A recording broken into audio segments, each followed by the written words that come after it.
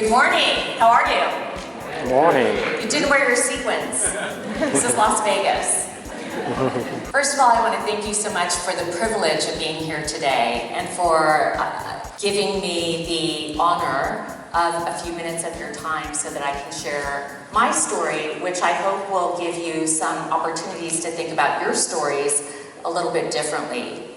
As you can see, I've just written a book. Right now it's called Warrior: My Path to Being Brave. But when I started writing my book 20 years ago, it was very different. I used to be a sportscaster. I was the first female sportscaster in Los Angeles to earn a contract. I was with CBS 2. And in the 80s and 90s, when I started doing sports, of course, I was one of the few women in the locker rooms that I covered. Dodgers, Lakers, Kings, UCLA, USC, Chargers. The things that were happening around me and I knew were very unusual. And although I was a sports storyteller, I had a feeling that what was going on was a separate and important story on its own. And I had always kept journals. So every night I would go home and write about the experiences that I had as a sportscaster. Before that, I had kept journals as well. But when I became a sportscaster, I knew what I'm doing is very different. What I'm doing is unusual, and what I'm doing, I think, is important, especially for the next generation of women coming up behind me. So I wrote about it every night. As my career progressed and I went from sportscasting into entertainment news and now investigative reporting, I always thought, I've got to write the book. I've got to write the book. I've got to write the book about what happened to me and what I saw happening around me and the cultural shift in journalism when women started covering sports. So I looked back on these journals and I got a book deal. I got a book agent, and the original book I started writing was called Between a Jock and a Hard Place.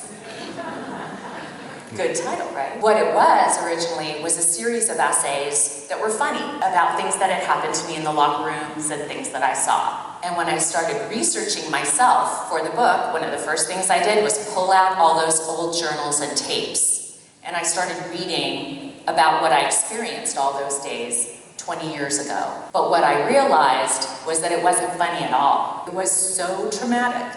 So those stories became even more important to tell because the women coming up after me needed to know what I experienced. I said to my agent, that's not the book I should be writing. I want to write something very different. And my literary agent didn't agree, and so I got a different agent. And some of the things I read about, that I wrote about myself, were really interesting, and I know there are things that you are experiencing today. I felt at the time that I was underpaid, overworked, underappreciated, and overwhelmed with the responsibility of covering sports. Today, I feel like I am underpaid, overworked, underappreciated, and overwhelmed with the responsibility of an investigative career. So not a lot has changed in that way. But as I flipped through the journal, there was a story that I remember that really hit me. And it was of a first manager that I had. And they said, you're really talented, you're good, you know sports, you're good on camera, you look good, but your last name, Guerrero, I can't pronounce it, I don't know how to pronounce that name. You gotta change your last name. Can't you change it back to your dad's last name?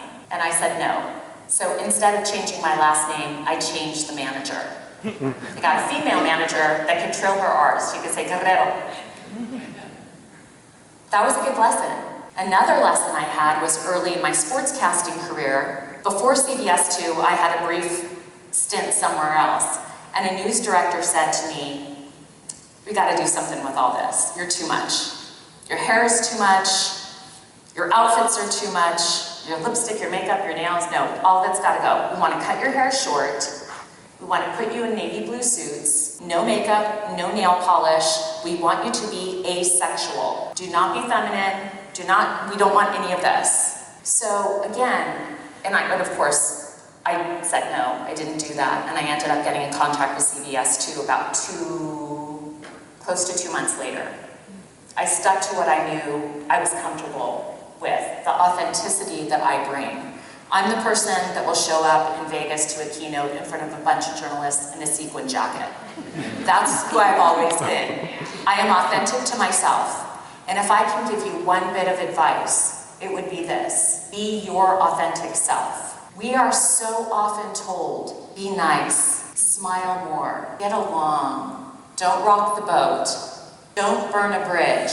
Sometimes you have to burn a bridge and you have to burn down the whole village.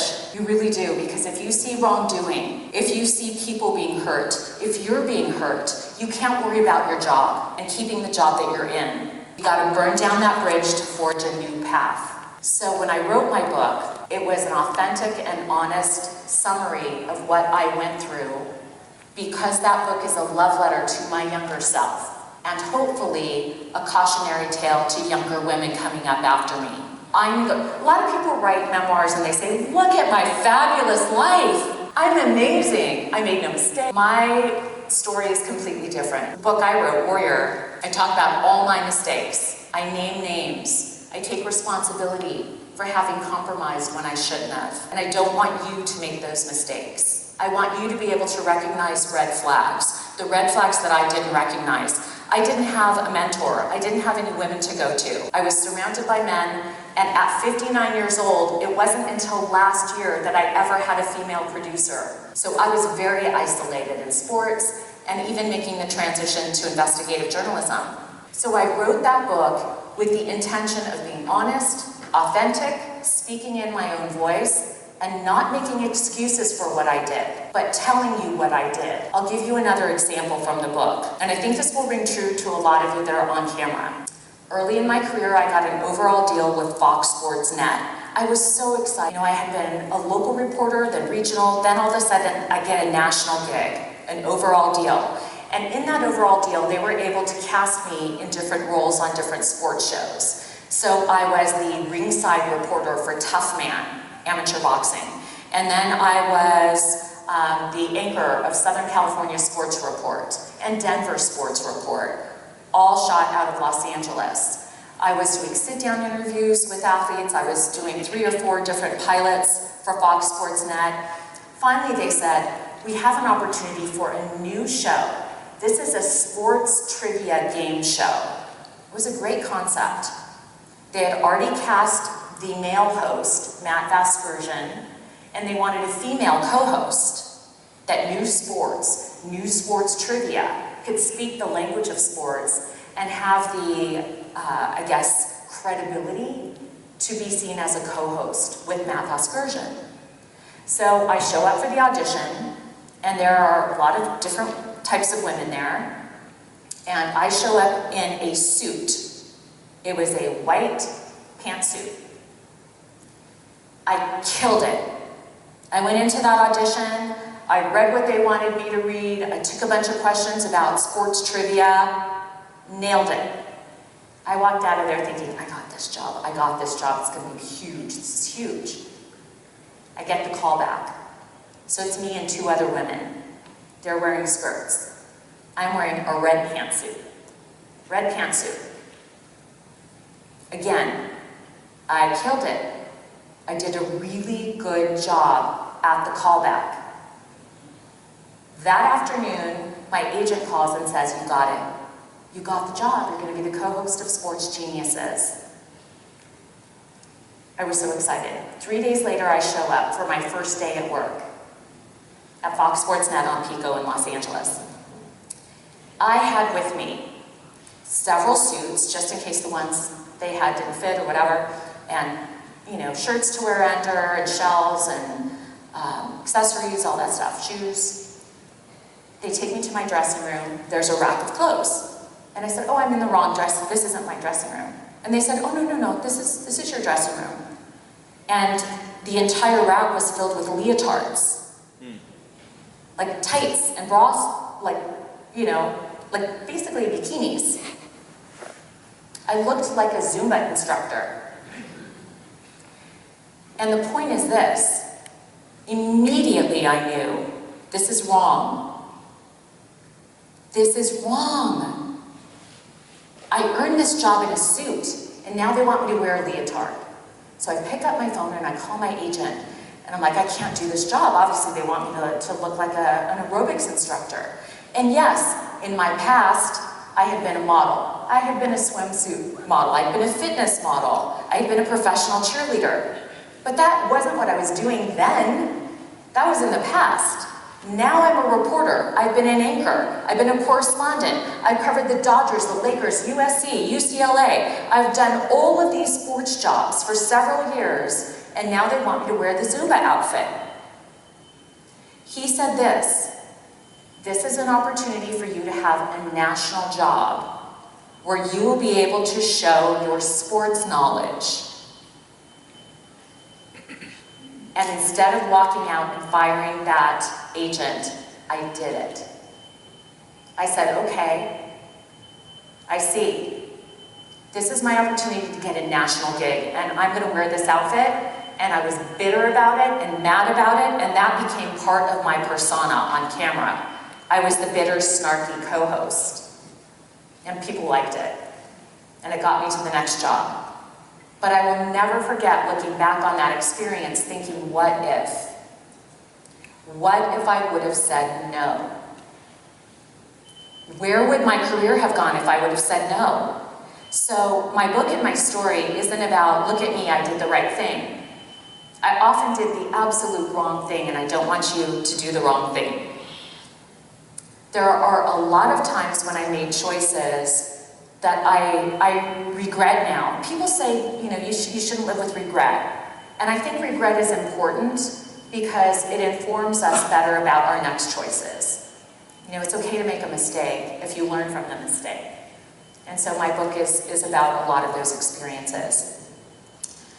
Finally, what I want to say, especially to this group of people today, my book begins and ends with a lesson in empathy. And when people ask me why it is that you've been able to be on camera for 43 years, what is it that makes you a good reporter? Why are you able to get these sit-down interviews with celebrities or people that have been victims of trauma, sports personalities? Why do they trust you? Why do they like you? I think I convey empathy to them in the room. There is not a bigger gift you can have than the gift of empathy. You'll get people to trust you. People will open up to you. People will share their secrets with you. I don't know if any of you watched the show that I host on A&E called Secrets of Playboy. We just won a Critics' Choice Award for it, and I do long-form sit-down interviews with women who have been victims of trauma, sexual abuse, and worse. And they opened up to me, and at the end of every single one, I get a hug from them. Thank you for listening to me. Thank you for believing me. Had it not been for my past trauma and my past challenges and what I endured, I wouldn't have been able to give them the empathy that they needed. Empathy is the most important thing everybody in this room can practice every day. Everything stems from that. And when they say, fake media, you know, the press is the enemy, the one thing that we have to be able to fight back is to gain the trust of the people who read our stories or watch our stories, is that we are authentic to ourselves, that we are real, and that we convey empathy. We will earn that trust back. One at a time, one story at a time, one victim at a time. But let's all lead with empathy. So, I'll get to the questions next. Thank you for giving me a few minutes to tell you a little bit of my story, and I know Eleanor has some more questions. And some of that came from you. Thank you so much, Lisa, for sharing a part of your life with all of us here tonight, or rather today. I'm going to talk a little bit about getting the elephant out of the room, talking about how you've had some opposition by journalists or even others who felt that you didn't take a normal or traditional path to journalism. Right. You know, and you have mentioned in your book how, you know, you were described as being, you know, a bimbo, other names that are very disparaging that I don't want to say. But in doing so, I mean, what were your beginnings to get you to be a journalist, and why do you deserve a seat at the table? First of all, nobody deserves a seat at the table. I think we all need to earn a seat at the table. But who is the journalism police that gets to make that decision? There is no journalism police. What is a journalist? A journalist is a storyteller, right? We're the conduit from the reader or the viewer to tell a story, to learn something new, to hear somebody else's experience. And it's really dangerous when the media, when reporters, some very people that are in the room right now, when we start to label people and stereotype people based on what we think they are, based on what they look like or where they came from or what language they speak or how long their hair is, then you start to get into a really dangerous place. As journalists, we should be open-minded. We should be willing to listen to other people. We should be willing to understand and empathize with other people's experiences. So when you start to judge somebody based on anything like that, anything physical or cultural, then you are doing yourself and your readers and your viewers a disservice. Shame on you if you judge other people based on external things. So that's one. Number two is this. When I wrote my book, I did a lot of research and I had a researcher help me. I worked with a collaborator. So we pulled all of these articles that were written about me at the time, and some were USA Today, people talking about me on ESPN, sports radio. We pulled transcripts and we pulled columns, hundreds and hundreds of them, written about me, mainly criticizing what I looked like, or the fact that I had been a former cheerleader. That was kind of the basis of most of the initial criticism. And I took all of that stuff. It was painful to read it, can you imagine? Painful. But I read it all, and I wrote a list of every single name, every single author of every column, and every single story written about me, and all the sports hosts and media people and everybody that's spoken about me. I took a list, and then I Googled them. I researched them. Where are they?